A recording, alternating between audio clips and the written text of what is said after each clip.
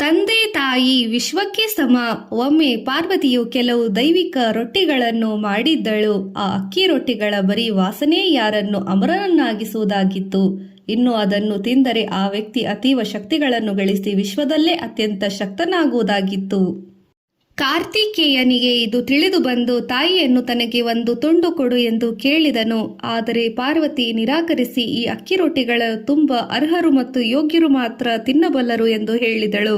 ತನ್ನ ಯೋಗ್ಯತೆಯನ್ನು ಸಾಬೀತುಪಡಿಸಲು ಕಾರ್ತಿಕೇಯ ಪ್ರತಿಯೊಬ್ಬರಿಗೂ ಮತ್ತು ಪ್ರತಿ ತೀರ್ಥಯಾತ್ರೆಯಿಂದಲೂ ಆಶೀರ್ವಾದಗಳನ್ನು ಪಡೆಯಲು ವಿಶ್ವದುದ್ದಗಲ ಪ್ರಯಾಣ ಹೊರಟನು.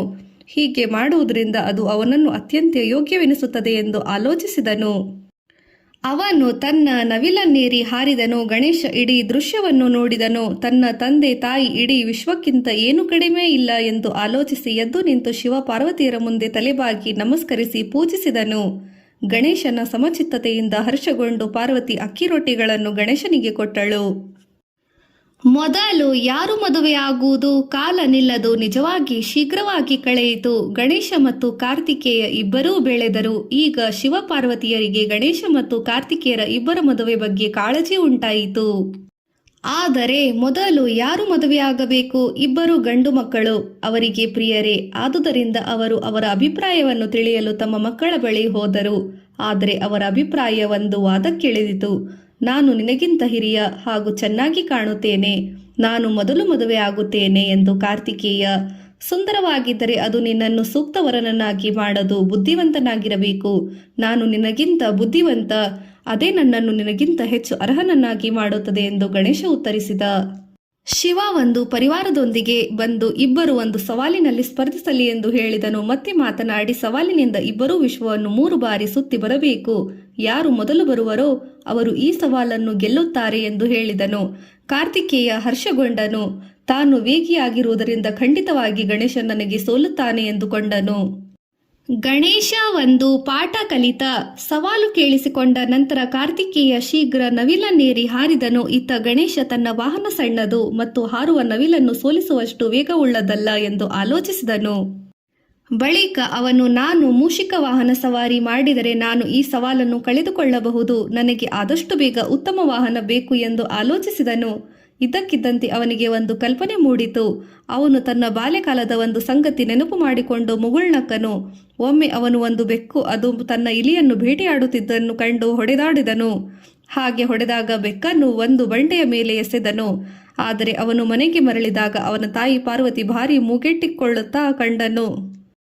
ಪಾರ್ವತಿ ದೇವಿಯ ಗಾಯಗಳ ಕುರಿತು ಕೇಳಿದನು. ಅದಕ್ಕೆ ಪಾರ್ವತಿ ಉತ್ತರಿಸಿ, ನೀನು ನನ್ನ ಮೂಗೇಡಿಗೆ ಜವಾಬ್ದಾರಿ ಗಣೇಶ. ಆ ಬೆಕ್ಕು ನಾನೇ. ನಾನು ಪ್ರತಿ ಪ್ರಾಣಿಯಲ್ಲೋ ಇರುತ್ತೇನೆ. ನೀನು ಈ ವಿಶ್ವದಲ್ಲಿ ಯಾವ ಪ್ರಾಣಿಯನ್ನು ನೋಯಿಸಿದರೂ ಅದರ ತಾಯಿಯಾಗಿ ನಾನು ಕೂಡ ಆ ನೋವನ್ನು ಸಮನಾಗಿ ಹಂಚಿಕೊಳ್ಳುತ್ತೇನೆ. ಬುದ್ಧಿವಂತ ಗಣೇಶ ತನ್ನ ಬಾಲ್ಯಕಾಲದ ಘಟನೆಯೊಂದರಿಂದ ಪಾಠ ಕಲಿತ ನಂತರ ಗಣೇಶ ಪ್ರತಿಯೊಂದು ಪ್ರಾಣಿಯ ಆತ್ಮದಲ್ಲೂ ದೇವರು ವಾಸಿಸುತ್ತಾರೆ. ಯಾರು ಅವುಗಳಿಗೆ ಹಾನಿ ಮಾಡಬಾರದು ಎಂಬುದನ್ನು ಅರಿತನು.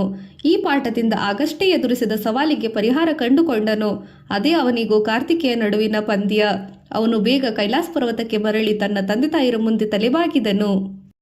ಅಲ್ಲಿ ಗಣೇಶನನ್ನು ಕಂಡ ಪಾರ್ವತಿ, ನೀನೀಗ ನಿನ್ನ ಸೋದರನೊಡನೆ ಸ್ಪರ್ಧಿಸಬೇಕಿಲ್ಲವೇ ಎಂದು ಉದ್ಗರಿಸಿದಳು. ಗಣೇಶ ಸುಲಭನು ಶಾಂತಚಿತ್ತನು ಆಗಿ ಅಲ್ಲಿ ನಿಂತು ಈ ಸವಾಲನ್ನು ಹೇಗೆ ಗೆಲ್ಲಬೇಕೆಂದು ಅರಿತಿದ್ದನು.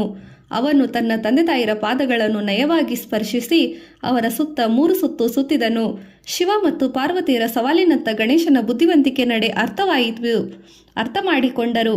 ಇಬ್ಬರು ಅವನನ್ನು ಅರಸಿದರು ಮತ್ತು ಕಷ್ಟತಮ ಸನ್ನಿವೇಶಗಳತ್ತ ಅವರ ಚತುರ ನಡೆಯನ್ನು ಸ್ಪಂದಿಸಿದರು. ಗಣೇಶ ವಿಜೇತ. ಸವಾಲು ಪೂರೈಸಿ ವಿಶ್ವವನ್ನು 3 ಬಾರಿ ಸುತ್ತಿ ಬಂದ ನಂತರ ಕಾರ್ತಿಕೇಯ ಕೈಲಾಸ ಪರ್ವತಕ್ಕೆ ಮರಳಿದನು. ದೊಡ್ಡ ಮುನ್ನಡೆಯೊಂದಿಗೆ ತಾನು ಗಣೇಶನನ್ನು ಸೋಲಿಸುವೆ ಎಂಬ ವಿಶ್ವಾಸದಿಂದ ಇದ್ದನು. ಆದರೆ ಅವನ ಬೆರಗಿಗೆ ಅವನು ಗಣೇಶನನ್ನು ತಂದೆ ತಾಯಿ ಅಲಂಕರಿಸಿಕೊಂಡಿರುವುದನ್ನು ಕಂಡನು. ಅವನು ಅವರ ಬಳಿಗೆ ಬಂದು ಸವಾಲನ್ನು ನನಗಿಂತ ಮೊದಲು ನೀನು ಹೇಗೆ ಪೂರೈಸಿದೆ? ನನ್ನ ನವಿಲು ನಿನ್ನ ಇಲಿಗಿಂತ ವೇಗವುಳ್ಳದು ಮಾತ್ರವಲ್ಲ, ನನ್ನ ನವಿಲು ಹಾರಬಲ್ಲದು ಎಂದು ಕೇಳಿದನು. ಗಣೇಶ ಶಾಂತಚಿತ್ತನಾಗಿ ಇದು ತನ್ನ ಬಾಲ್ಯಕಾಲದಲ್ಲಿ ಸಂಭವಿಸಿದುದು ಸೋದರನಿಗೆ ಹೇಳಿದನು. ಮುಂದುವರೆದು ಆ ಘಟನೆ ತಮ್ಮ ತಂದೆ ತಾಯಿರ ಎಲ್ಲ ಜೀವಿಗಳಲ್ಲಿ ಮಾನವ ಇರಲಿ, ರಾಕ್ಷಸರಿರಲಿ ಅಥವಾ ಪ್ರಾಣಿಯೇ ಇರಲಿ, ಪರಮಾತ್ಮ ಸರ್ವವ್ಯಾಪಿಯಾಗಿರುವನು. ಇದೇ ಸಾಕು, ನಮ್ಮ ತಂದೆ ತಾಯಿ ಇಡೀ ವಿಶ್ವದ ಒಂದು ಸಂಕೇತ ಎಂದು ತೀರ್ಮಾನಿಸಿ ಒದಗಿದ ಎಂದು ಹೇಳಿಕೊಂಡು ವಿವರಿಸಿದ. ಕಾರ್ತಿಕೇಯ ಗಣೇಶನ ಬುದ್ಧಿವಂತಿಕೆ ಆಲೋಚನೆಗಳಿಂದ ರಂಜಿತನಾದ. ಶಿವಪಾರ್ವತಿಯರು ಗಣೇಶನನ್ನು ಪಂದ್ಯದಲ್ಲಿ ವಿಜೇತ ಎಂದು ಸಂತೋಷದಿಂದ ಘೋಷಿಸಿದರು. ಕಾರ್ತಿಕೇಯನ ಹತಾಶೆ. ಗಣೇಶ ತನ್ನ ಚತುರತೆಯಿಂದ ಸವಾಲನ್ನು ಗೆದ್ದಿದ್ದ. ಆದರೆ ಕಾರ್ತಿಕೇಯ ವಂಚಿತನಾದೆ ಎಂದು ಭಾವಿಸಿದ. ಸವಾಲನ್ನು ಗೆಲ್ಲಲು ಬಹಳಷ್ಟು ಪ್ರಯತ್ನ ಮಾಡಿದರೂ ತಾನು ಸೋತೆನೆಂದು ಆಲೋಚಿಸಿದ. ನಿರ್ಧರಿಸಿದ ನಿಯಮಗಳಂತೆ ಸವಾಲಿನ ವಿಜೇತ ಗಣೇಶ ಎಂದು ನಿರ್ಧರಿಸಲಾಯಿತು ಹಾಗೂ ಅವನೇ ಮೊದಲು ಮದುವೆ ಮಾಡಿಕೊಳ್ಳಬೇಕು ಎಂದು ಹೇಳಲಾಯಿತು. ಕಾರ್ತಿಕೇಯ ತನ್ನ ತಂದೆ ತಾಯಿಯರ ನಿರ್ಧಾರಕ್ಕೆ ಭಾರಿ ಅಸಂತೋಷ ವ್ಯಕ್ತಪಡಿಸಿದ. ಇದು ಅನ್ಯಾಯ. ನಾನು ಎಲ್ಲಾ ಪ್ರಯತ್ನಗಳನ್ನು ಮಾಡಿ ಸವಾಲನ್ನು ಭೌತಿಕವಾಗಿ ಪೂರೈಸಿದೆ. ಗಣೇಶ ಕೈಲಾಸ ಪರ್ವತದಿಂದ ಒಂದಿ ನಿಂತು ಸಂಚರಿಸಲಿಲ್ಲ. ನೀವು ಹೇಗೆ ಪಕ್ಷಪಾತವಾದಿಗಳು ಎಂದು ಪಕ್ಷಪಾತ ಮಾಡಿವಿರಿ ಎಂದು ಕಾರ್ತಿಕೇಯ ಅತ್ತನು. ಶಿವ ಪಾರ್ವತಿಯರು ಮಾತನಾಡಿ, ನೀನು ಇಡೀ ವಿಶ್ವ ಸುತ್ತಲೂ ಬಹಳಷ್ಟು ಪ್ರಯತ್ನಿಸಿದೆ ಎಂದು ನಾವು ಬಲ್ಲೆವು. ಆದರೆ ಗಣೇಶ ಗೆಲುವಿನ ಅರ್ಹ. ಅವನ ಮೆದುಳು ಪ್ರಯೋಗಿಸಿ ಚತುರತೆ ತೋರಿದ ಎಂದು ವಿವರಿಸಿದರು. ತನ್ನ ತಂದೆ ತಾಯಿಯರ ನಿರ್ಧಾರದ ಬಗ್ಗೆ ಕಾರ್ತಿಕೇಯ ಎಷ್ಟು ಅಸಂತೋಷವುಳ್ಳವನಾಗಿದ್ದರೆಂದರೆ ಕೈಲಾಸ ಪರ್ವತವನ್ನು ತೊರೆಯಲು ನಿರ್ಧರಿಸಿ ಕ್ರೌಂಚ ಪರ್ವತದ ಕಡೆಗೆ ನಡೆದ.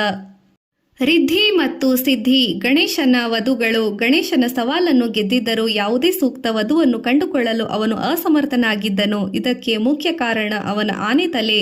ಅವನು ಕೆರಳಿ ಇತರ ದೇವತೆಗಳ ಮದುವೆಗಳನ್ನು ತೊಂದರೆಗಳನ್ನು ಸೃಷ್ಟಿಸಲು ಆರಂಭಿಸಿದನು.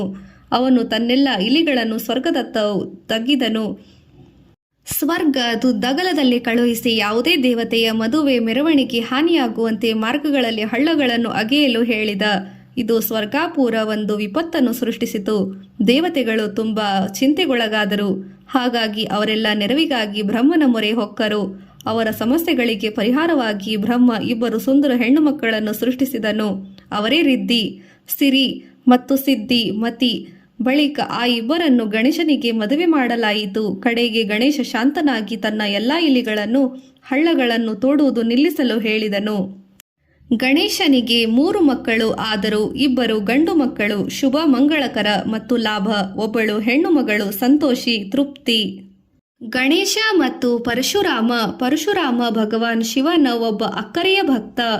ಆದರೆ ಶೀಘ್ರ ಕೋಪಿಸಿಕೊಳ್ಳುತ್ತಿದ್ದನು. ಶಿವನ ಪರಮ ಶಿಷ್ಯನಾಗಿದ್ದ ಅವನು ತಾನು ಬಯಸಿದ್ದಾಗೆಲ್ಲ ಶಿವನ ಭೇಟಿ ಮಾಡುವುದೆಂದು ಭಾವಿಸಿದ್ದನು. ಒಂದು ದಿನ ಶಿವನನ್ನು ಸಂಧಿಸಲು ಕೈಲಾಸ ಪರ್ವತಕ್ಕೆ ಹೋದನು. ಗುಹೆಯ ಮುಖ್ಯ ದ್ವಾರದಲ್ಲಿ ಗಣೇಶ ಮತ್ತು ಕಾರ್ತಿಕೇಯರು ಕಾವಲಿದ್ದು ಕಂಡು ಬೆರಗಾದನು. ಅವರ ತಂದೆ ತಾಯಿ ತಾವು ವಿಶ್ರಾಂತಿಯಾಗಿರುವುದರಿಂದ ಯಾರನ್ನೂ ಒಳಗೆ ಬಿಡದಿರುವುದೆಂದು ಸೂಚಿಸಿದರು. ಪರಶುರಾಮ ಇಬ್ಬರನ್ನು ಒಳಬಿಡಲು ಕೇಳಿದನು. ಗಣೇಶ, ಓ ಮಹಾತ್ಮ, ನಾವು ನಿಮ್ಮ ಕೋರಿಕೆಯನ್ನು ಗೌರವಿಸುತ್ತೇವೆ. ಆದರೆ ನಮ್ಮ ತಂದೆ ತಾಯಿ ಈ ಕ್ಷಣ ವಿಶ್ರಾಂತಿಯಲ್ಲಿರುವುದರಿಂದ ನಿಮ್ಮನ್ನು ಒಳಬಿಡುವಂತಿಲ್ಲ ಎಂದನು. ಆದರೆ ಪರಶುರಾಮ ಕಾಯುವ ಮನಸ್ಥಿತಿಯಲ್ಲಿರಲಿಲ್ಲ. ವಿಶ್ರಾಂತಿ ಇಲ್ಲದವನಾಗಿ ಶಿವನನ್ನು ಸಂಧಿಸಲು ಕಾತರತೆ ತೋರಿದ. ಪರಶುರಾಮನಿಂದ ಅಂತಹ ವರ್ತನೆಯನ್ನು ಗಣೇಶ ಮತ್ತು ಕಾರ್ತಿಕೇಯ ನಿರೀಕ್ಷಿಸಿರಲಿಲ್ಲ. ಆದರೆ ಪರಶುರಾಮ ಹಿರಿಯನಾಗಿದ್ದರಿಂದ ಅವರು ಶಾಂತಚಿತ್ತರಾಗಿ ಇದ್ದರು.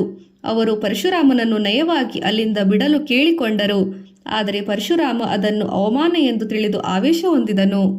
ಏಕದಂತ ಗಣೇಶ. ಪರಶುರಾಮ ಕೋಪದಿಂದ ಉರಿಯುತ್ತಿದ್ದನು. ಗಣೇಶ ಮೇಲೆ ದಾಳಿ ಮಾಡತೊಡಗಿದನು. ಕಾರ್ತಿಕೇಯ ಅವನೊಂದಿಗೆ ವಾದಿಸಲು ಯತ್ನಿಸಿದನು. ಅಷ್ಟರಲ್ಲಿ ಗಣೇಶನು ಕೂಡ ತೊಡಗಿದನು. ಪರಶುರಾಮ ಪೂರ್ಣ ಬಲದೊಂದಿಗೆ ತನ್ನ ಕೊಡಲಿಯನ್ನು ಬೀಸುತ್ತಿದ್ದನು. ಗಣೇಶ ಅವರ ದಾಳಿಗಳನ್ನು ತಪ್ಪಿಸಿಕೊಳ್ಳುತ್ತಿದ್ದನು. ಆದರೆ ಆಗ ಗಣೇಶ ಅವನ ದೈವಿಕ ಕೊಡಲಿಯನ್ನು ತಪ್ಪಿಸಿಕೊಳ್ಳಲಾಗದಂತ ಕ್ಷಣ ಉಂಟಾಯಿತು. ಕೊಡಲಿ ಗಣೇಶನ ದಂತಕ್ಕೆ ಬಡಿಯಿತು.